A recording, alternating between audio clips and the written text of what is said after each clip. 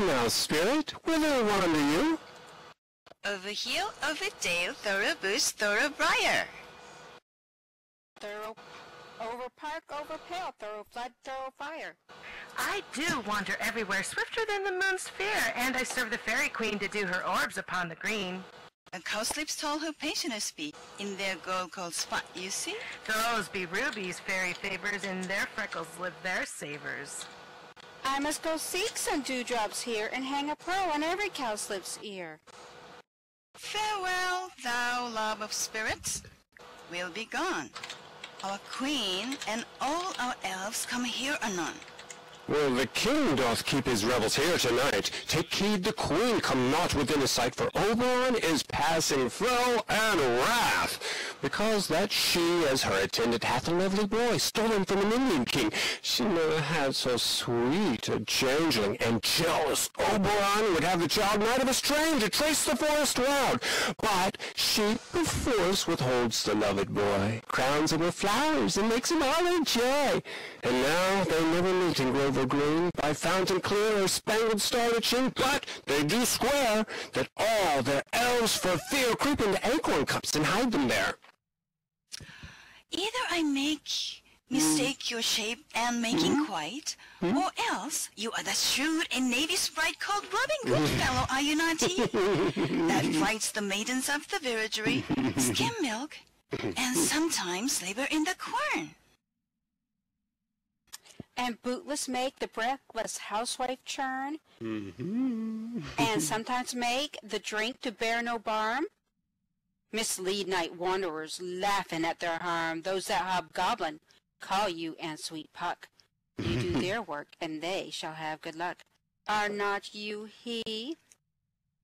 Thou speakest aright. I am that merry wanderer of the night. I jest Oberon and make him smile when I fat and bean-fed horse beguile him in likeness of a fillybold. And sometimes lurk I in a gossip's bowl, in the very likeness of a roasted crab, in which she drinks against her lips I bob, and on a willing julep pour the ale. Oh, the wisest aunt, telling the saddest tale, sometimes a 3-foot stool mistaketh me. Then slip I from a bum, down topple she, and terror cries and falls into a calm. And then the whole choir hold their hips and laugh, wax it in a mug, and their knees and swear. A merry hour was never wasted there. What a room, fairy! Here comes Oberon. And here my mistress, would that he were gone?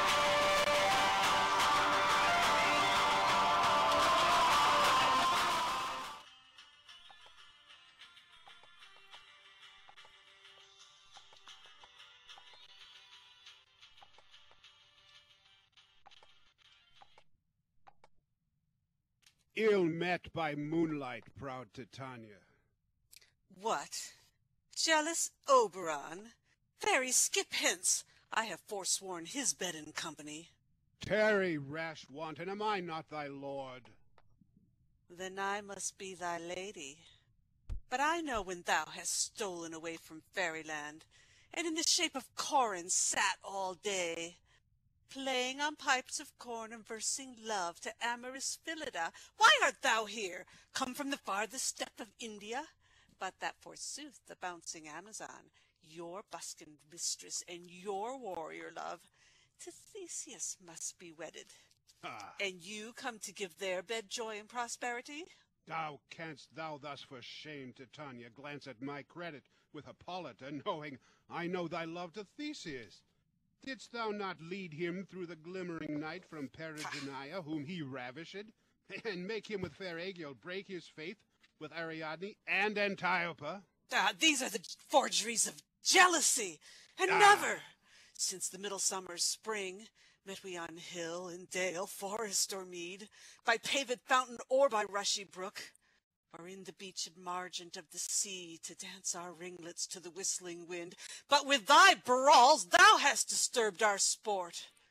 Therefore the winds, piping to us in vain, as in revenge, have sucked up from the sea contagious fogs, which falling in the land have every pelting river made so proud they have overborne their continents. The ox hath therefore stretched his yoke in vain, the ploughman lost his sweat, and the green corn hath rotted ere his youth attained a beard. The fold stands empty in the drowned field, and crows are fatted with the murrian flock. The 9 men's morris is filled up with mud, and the quaint mazes in the wanton green, for lack of tread, are undistinguishable. The human mortals want their winter here. No night is now with him or carol blessed. Therefore the moon, the governess of floods, pale in her anger, washes all the air that rheumatic diseases do abound. And thorough this distemperature, we see the seasons alter. Hoary-headed frosts far in the fresh lap of the crimson rose, and on old Himes thin and icy crown an odorous chaplet of sweet summer buds is as in mockery set. The spring, the summer, the childing autumn, angry winter, change their wonted liveries, and the mazed world by their increase now knows not which is which. And this same progeny of evils comes from our debate, from our dissension. We are their parents and original. Well, do you amend it then? It lies in you. Why should Titania cross her Oberon? I do but beg a little changeling boy to be my henchman. Set your heart at rest.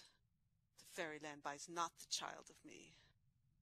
His mother was a votaress of my order, and in the spiced Indian air by night, full often hath she gossiped by my side, and sat with me on Neptune's yellow sands, marking the embarked traders on the flood, when we have laughed to see the sails conceive, and grow big-bellied with the wanton wind, which she, with pretty and with swimming gait following, her womb then rich with my young squire, would imitate, and sail upon the land to fetch me trifles, and return again, as from a voyage rich with merchandise.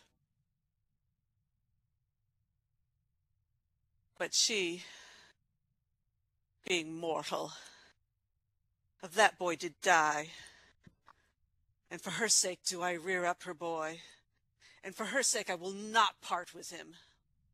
How long within the wood intend you stay? Perchance till after Theseus's wedding day.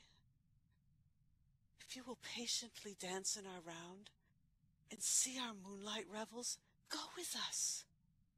If not, shun me, and I will spare your haunts. Give me that boy, and I will go with thee. Not for thy fairy kingdom. Fairies away. We shall chide downright if I longer stay. Well, go thy way. Thou shalt not from this grove till I torment thee for this injury. My gentle Puck, come hither. Thou rememberst since once I sat upon a promontory and heard a mermaid on a dolphin's back, uttering such dulcet and harmonious breath that the rude sea grew civil at her song. Then certain stars shot madly from their spheres to hear the sea maid's music. I remember.